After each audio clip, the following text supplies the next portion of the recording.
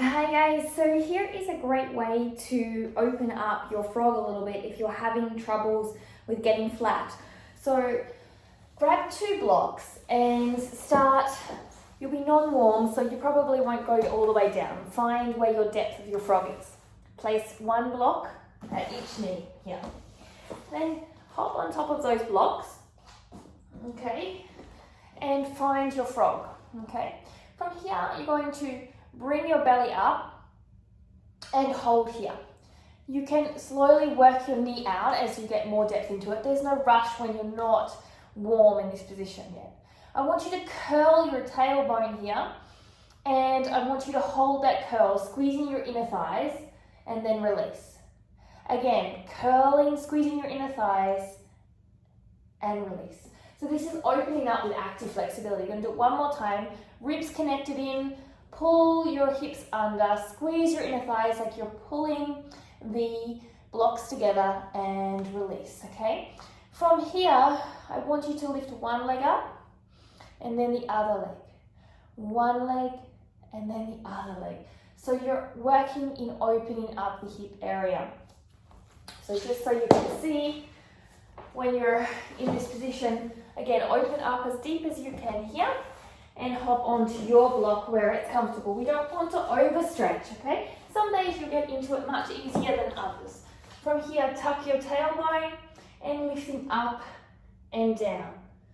Up and down. You can also do flex and point, okay? Just allowing a little bit of growth in there. From there, we're going to do a few circles in your frog.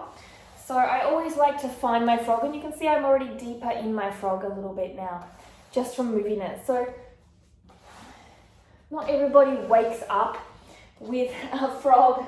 You know, it is definitely a work in progress, and even if you can get a flat frog, and some days you can and some days you can't, it doesn't mean you're naturally going to wake up or you'll naturally be like that. It's always a work in progress.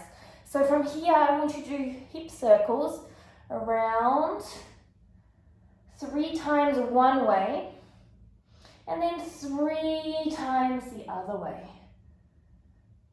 2 and 3. Now I want you to push all the way back, still keeping your ribs and hips connected. Maybe you find the block slide a little bit further, keeping your glutes engaged and pushing back like you're creating a kind of M shape. Now from here, holding back and doing the 3 circles again, there'll be less movement. 2, so 3 times one way, 3, and 3 times with your hip base the other way. 2, 3. Now from here, holding back, I want you to curl your hips and release. So cat, cow, cat, and cow. One more, cat, and cow.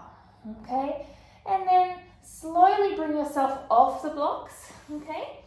And what I like to do after that is I like to see how it now feels on the floor. So you're going down into the frog again, and you can see that it's much flatter and more open here. So opening up here, you can see I'm much lower. I'm going to push my hips back.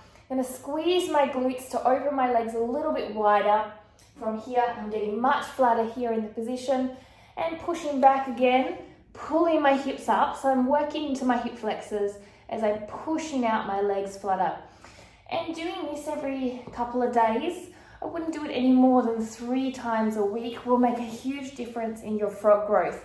If you're getting soreness in your hips, back off a little bit. You don't want to over push it and agitate it. So take a couple of days off if you need to and then get back to it. So I hope you enjoy it. Remember, there's multiple ways of getting into movements, multiple ways that are going to work for some, not work for others. What you have to do is listen to your body and find what works for you, the routine, and that will be ever evolving and ever changing. I hope you enjoy it. Don't forget to click subscribe, thumbs up, all those jazzy things, or find another incredible human on this platform that resonates with you. Have a great day. Namaste.